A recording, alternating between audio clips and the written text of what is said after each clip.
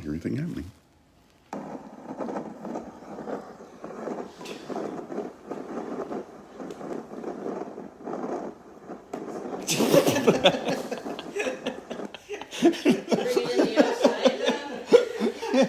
You like that? That's good, Bob. Yeah, okay. All right, let's see here. Well, today we're going to talk about wintering, wandering raptors. And so we have, it's really cold out here on the prairie, and so anything can be blowing in, with this cold front that's coming down. So today we're going to talk about some birds that typically we don't see around here, but so we're going to give a little bit of information about them. So one of the birds that we may see, and I've only seen one of these around here in the last 50 years, northern goshawk. And this is a bird that's very similar to our Cooper's hawks, except for the size. The size, they're about, probably about another 25 to 30% bigger than our Cooper's hawks. And they're very distinctive. So they have the males are about 20 inches long, the females about 23. They have a relatively short wingspan because they're accipiters. They weigh about 0.8 of a kilogram, so that's about 2 pounds. So the males are gray, have gray backs. They have and wings. They have a grayish striped breast, and they have a white superciliary eye stripe. So you can see that right over the eye there.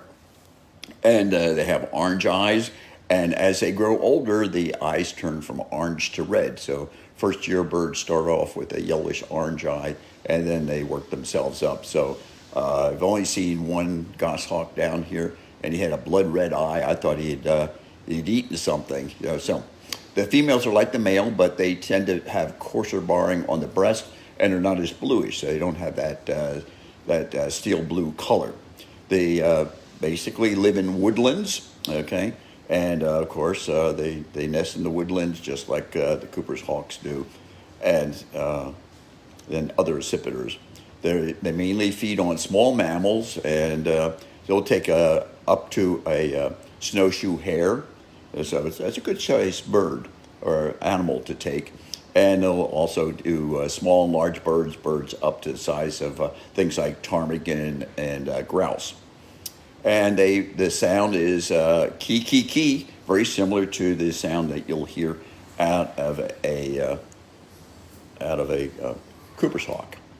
The flight is very long. They have very long, rounded wings. They have short wings, and so they short wing tips, so their primaries don't stick out as far as they do with some of the other hawks. They have a long, narrow tail. They fly with shallow wing beats interspersed with glides.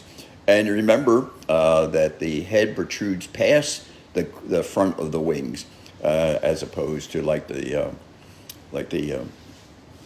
sharp-shinned hawk, where the head looks like he's run into the wall, and it sits back behind the front of the wings. Then another visitor that we sometimes have, rough-legged hawks, and they do come down in this area. In fact, I had one in the backyard about a week ago, sitting up in the tree overlooking the marshland behind us. They have a wing. They're about 23 inches long, and they have a wingspan about 4.5 feet. So they're somewhere in the neighborhood of about the size of a red-tailed hawk. They can weigh up to 1 kilogram. That's 2.5 pounds for you non-English people. Their appearance, they're basically a large brown hawk with a long white tail with a black terminal band, and they have a black belly, and they have black wrist marks. Okay, so if you're looking from underneath, you're looking up, you'll see the black wrist marks, and that indicates that it's a rough-legged. If you see a black pterygium, that's a red tail, so that's one way to tell them apart. And their habitat is primary prairie areas. Food is primarily small mammals, and they have a relatively small foot compared to some of the other predators, some of the other prey. So they have a relatively small foot, but you probably wouldn't notice that unless you had it in the hand. Sounds is a weak, high-pitched call, somewhat similar to a broad-winged hawk. Now, they come in two flavors. They come in the light colored flavor, and they also come in dark. So here's a dark morphed one.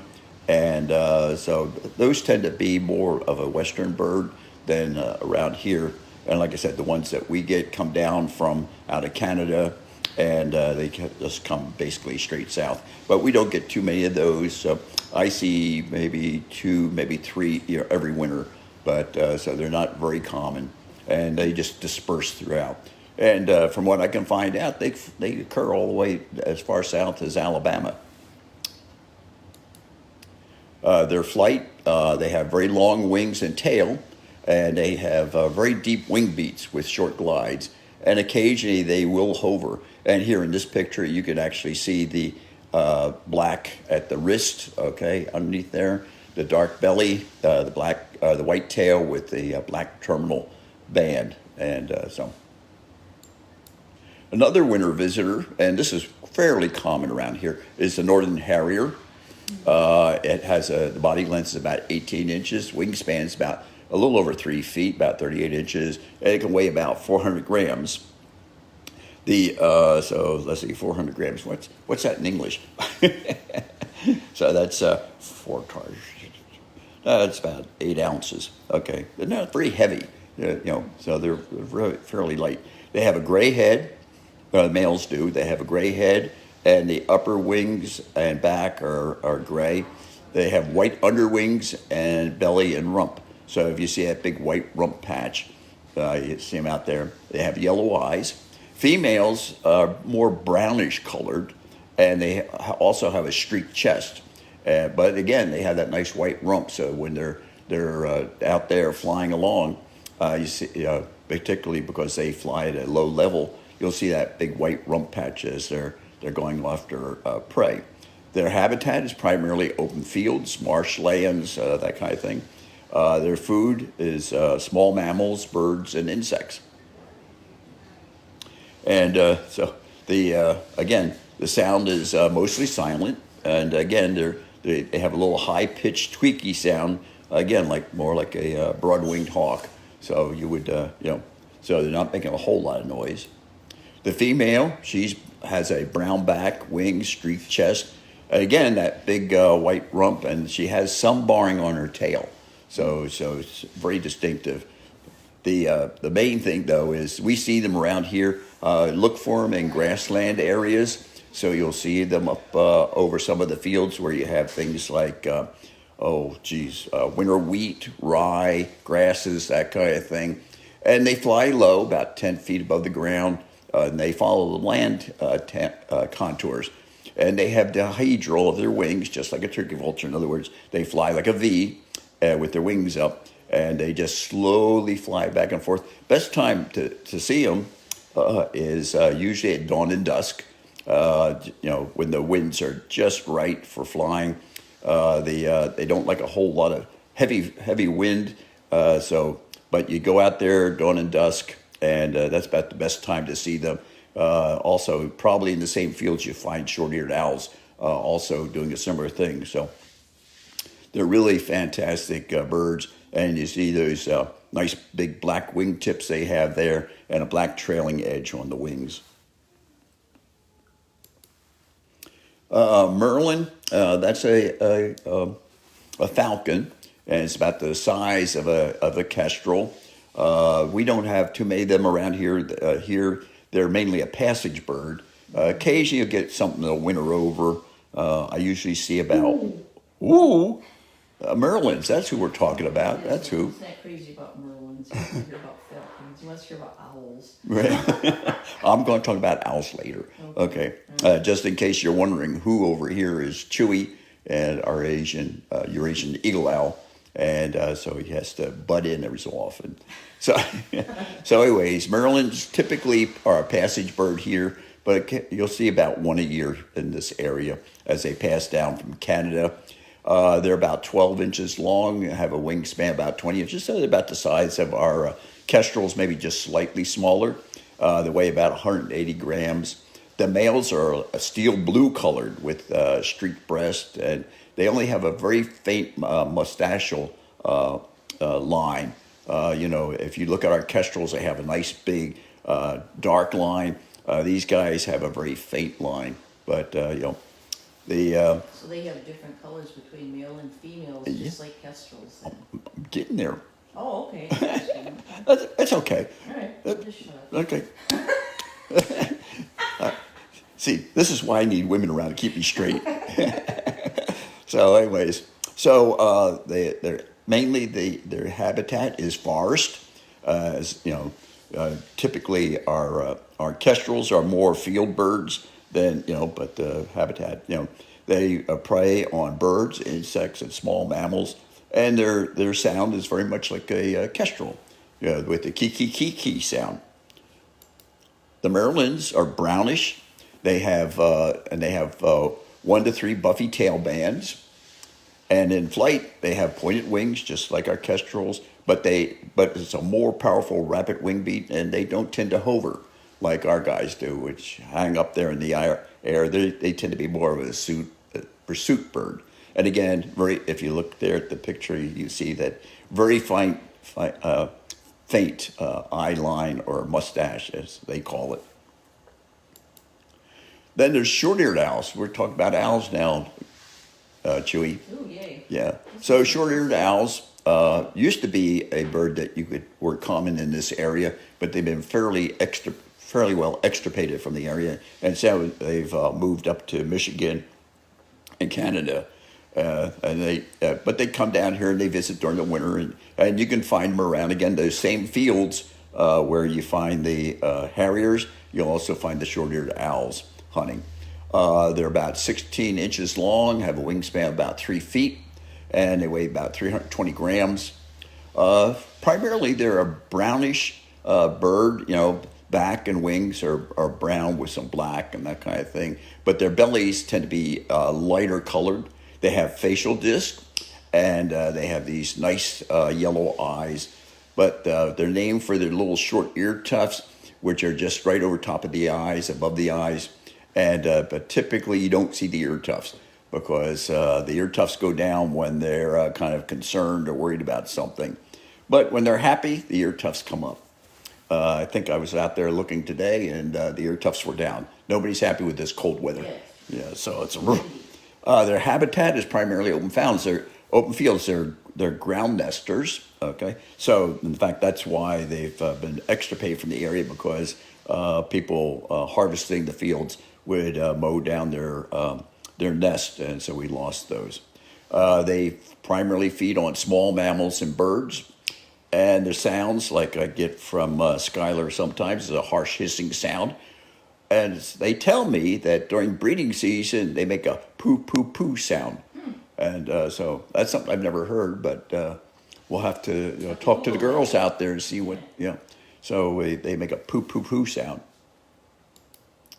Their flight, it's really fantastic to watch. It's a kind of a buoyant, erratic flight, like huge butterflies out there. And their wings are held in a dihedral, okay, that V-shaped you can see there, okay, and that improves slow flight. It lowers their center of gravity, and so what happens is that they can control their flight better, especially when they're flying at low altitude. And they fly just a few feet above the ground, about 3 to 5 feet above the ground, looking for mice, and sometimes the flight can be somewhat erratic when they just, immediately turn and go after their prey. And so, like I said, if you go up to into Cobb County along some of the grassland fields, you'll see them out there. And again, harriers would be also there. And by the way, harriers are also ground nesting birds. And that's, again, why they don't occur around here anymore, because they've moved out. Bird that I haven't seen. Well, I guess we had one come in last year, long-eared owl, and I call them Leos, Yeah, Leo. cool. So they're really a cool owl. They're a little bit about the same size as the short ears. Wingspan length is about 15 inches. The wingspan is about 34, and they're a little lighter than the short-eared owls. They're about 250 grams, so a little smaller than the short ears. The appearance is that they're all brown with some black markings and that kind of thing. They have long black ear tufts that really stick up, and so it's very evident. They have orange facial discs, which are divided by two white stripes over the beak, and they're rimmed with black. So it's a very distinctive face, so you wouldn't get them confused with anybody else. Their habitat, they like coniferous forest and open fields. So coniferous forest for their nesting and for roosting, that kind of thing. Open fields for hunting. In fact, we used to have a place where the long-eared owls used to. There was a thicket of blackberries and other stuff, small trees, and they used to come down every winter. But somebody decided that they need to clean that out, so that we've lost those. But we used to have about 14 or 15 of them in there. Wow. So What a loss. it was a real loss. The food, they primarily feed on small mammals and birds. And the sound that they give out, the male gives out hoots about every 3 seconds. So it's a kind of a deep voice. Whoo, whoo, whoo. And the female responds with a higher pitched hoot, which is kind of surprising because typically it's the other way around, that the females have a lower voice. But apparently the females have a little bit higher pitched voice. And the flight, they have long wings and, again, black wrist marks. And you'll get a pale patch at the base of the primaries. So when they're flying, if you have one flying by, it's fairly flat-winged, okay? And so if they fly overhead, you can distinguish them from the short-eared owls in the fact that they have the black wrist marks, and also you have a pale patch at the primaries, where the primary is attached to the wing, and both top and bottom. So you have on the bottom on top of the wing, so you can distinguish them. They have very deep, slow wing beats, and again, they glide over the surface and go after their prey. And then there's this cutie, northern saw-whet owls. Everybody loves those. Love those eyes. Love those guys. They're probably they're a little smaller than screech owls. They have a length of about 8 inches, wingspan of about 18 inches, and they weigh a whole 80 grams. And a whole 80 grams is, that's about 3 ounces. It's not very heavy. So they're cuter than bug's ears. Their appearance, they're tawny brown colored, and they seem to have like a larger head that's disproportionate to their body size. And they have facial disc, and they have a very short tail. Their habitat is mixed forest. They like the mixture of conifers and deciduous forest. They primarily eat insects, mice, birds, and they have a couple different songs. They have the song for which they're called for, she-wet, okay? And that's the sound like you would when you're sharpening a saw blade, you would make that she-wet sound. So they're called saw-whet owls. And they also do a little thing called toot, toot. And sometimes it's toot, toot, toot, toot, toot. And they'll use an owl house too if you build one. Well, yep, they're the little guys. They'll go into a box.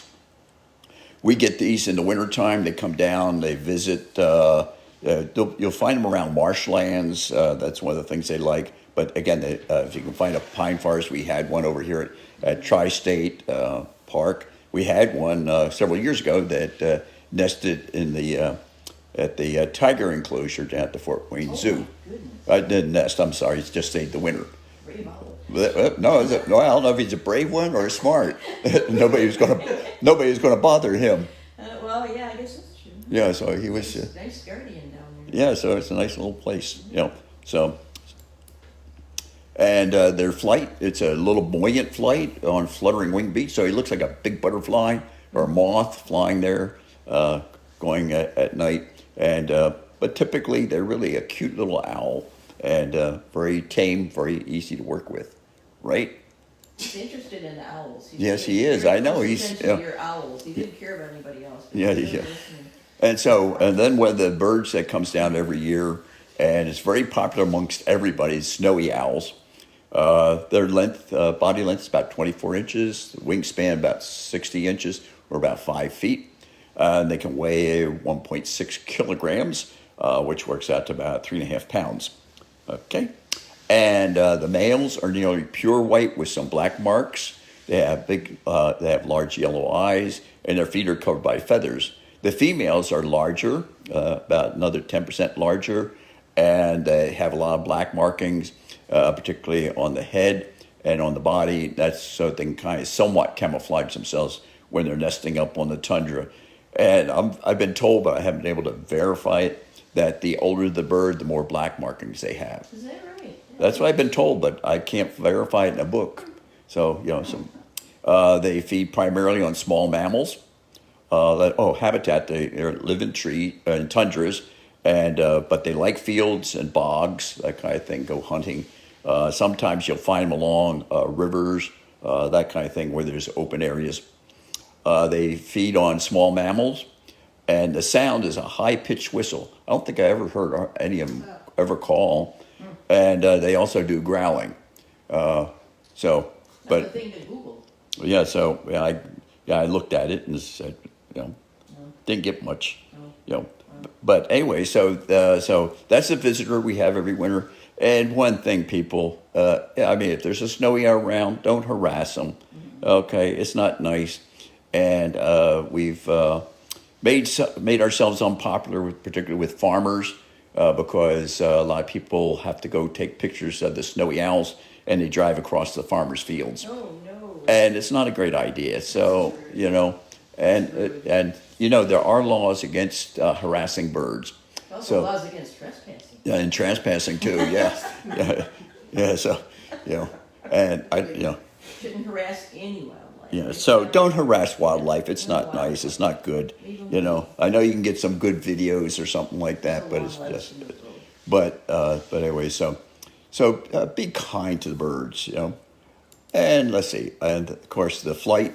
Oh, it's just a fantastic thing. When you see them out there, they fly with long, broad wings, low to the ground typically, and it's a very stiff flight. So their wing beats are very stiff.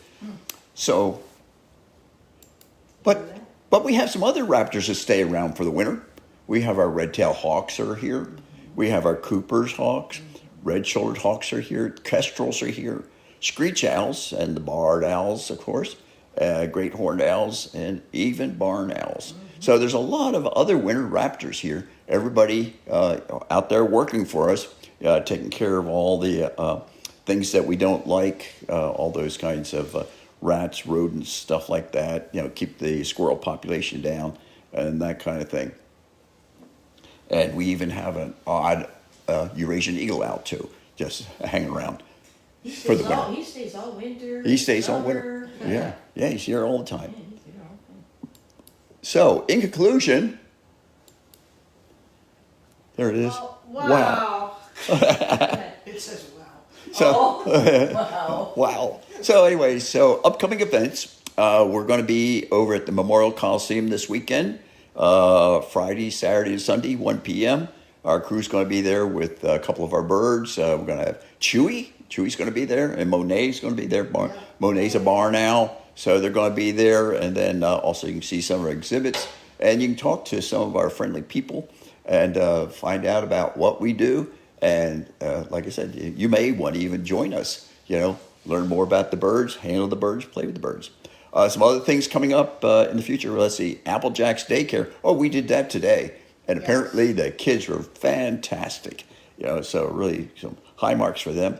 We're going to be up there at St. Mark's there in Auburn at the Early Learners. So, if your kids are enrolled there, you might want to stay, for the what's going on. Northwoods Village, we're going to be out there. Then Trinity Methodist Church up there in Albion, we're going to be up there at their daycare. So smuggle yourself in with the kids, and take care of them. So, and if you had a bummer Christmas, Soarin Hawk can help. And it's not too late to get presents for people, Sometimes it's coming up. Yeah, so you can adopt a raptor. And like somebody told me the other day, it's virtual, okay? You don't have to take these guys home with you.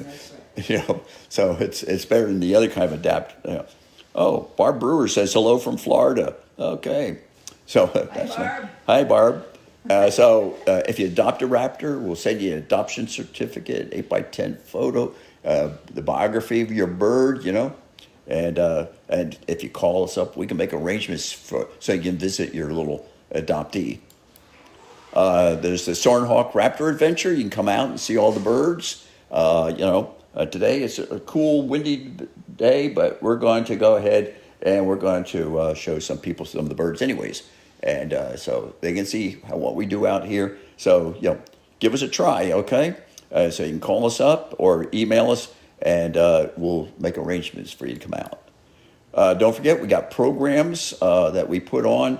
We're available for schools, homeschoolers, community groups, scouts, churches, retirement homes. And we'll do special events, birthdays, weddings, Eagle Awards, block parties, baby showers. You name it, we'll come to it. Okay? And, and don't forget, use Amazon Smile and designate us as your charity. Same way with Kroger Community Rewards. Everybody has to buy food, and if you're at a community place or a Kroger place, you can get on the community rewards thing and designate us as a charity. Doesn't cost you anything. Doesn't cost a thing. Benefits Soarin. Yep. And we get about $400 a quarter from them on that. Nice. And, let's see. So don't forget, we need fish. Okay. Some of our guys love fish. Does Chewy eat fish? Chewy doesn't eat fish. Yeah. That's why I think he's from inland. I think he's up from the Himalayas. I think no fish there. So anyway, Jeff and Air and Poe, they could use fish. Right at this time of the year, we'll take dead fish, frozen fish. Okay. No live fish. No live fish. It's kind of hard to keep them thawed out. Yeah. And so that's it. We've wrapped up another session here. I hope you all learned something. And for you people locally here on Wayne TV, we were celebrating Bird Day today. Today's National Bird Day. And so we did a little thing with Wayne TV at noon, and there'll probably be little bits and pieces of it at their 5, 6, and 11 o'clock shows. So look for us there and, meet some of the volunteers and some of the birds. Chewy was there, wasn't he? Yeah, Chewy. Yeah. But he gave the TV crew the evil eye. He says, "What's this one-eyed thing pointing at me?" So he was a little concerned. So anyway, we'll see you next week. If you have a topic that you would like to see on here, to discuss, just let me know. I'll be more than willing to look into it. Oh, hi, Steve. Okay. Yeah, so Steve, he says, "Thank you, Bob. I'll keep my eyes open out in the fields there as he drives down the side roads, because that's where you're going to see some of these guys." So, and by the way, on I-69 north of Auburn, that's a white bucket sitting on the fence, not a snowy owl. Okay. So they have eyes on the bucket? No, there's no eyes on the bucket, but that's kind of hard to confuse. So anyway, but yeah, it's kind of neat right now. So yeah, keep your eyes open. There's always stuff going on. There's always new stuff. And let us know if you spot some of these raptors, rough-legged hawks or the snowy owls or things like that. We're always interested in them, and we want to protect them and make sure that they're taken care of. So I'm going to say goodbye. Want to point this way and let Chewy say goodbye? Come on, Chewy, say goodbye. Point your camera this way a little bit. Hey, Chewy. Chewy says bye. Bye, Chewy. He says, "Who are you?" Hey, Chewy. Bye. Okay, bye, Chewy. Ooh.